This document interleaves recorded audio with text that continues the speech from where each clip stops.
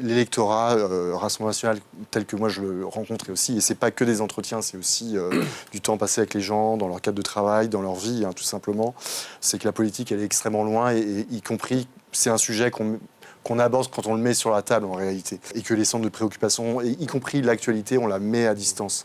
On la met à distance, et je pense qu'en ce moment, elle est mise très très à distance, cette actualité, parce qu'elle est assez anxiogène, il faut le reconnaître. Il y a quelque chose qui a changé sur les 10 ans que vous avez passé à observer cet électorat. Je trouve qu'il y avait un sentiment de colère extrêmement profond il y a 10 ans. Je trouve qu'aujourd'hui, on est passé à autre chose.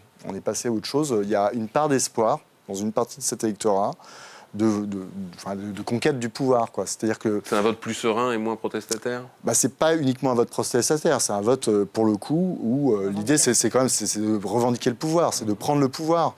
En 2024, moi je suis retourné voir les électeurs que j'avais rencontrés depuis 10 ans, et la réponse que j'entendais c'était c'est pas cette fois-ci, c'est pas grave, ce sera pour la fois d'après. Ça, je l'ai entendu 1000 fois. C'est l'idée que de toute façon, quoi qu'il arrive, on va y arriver, quoi.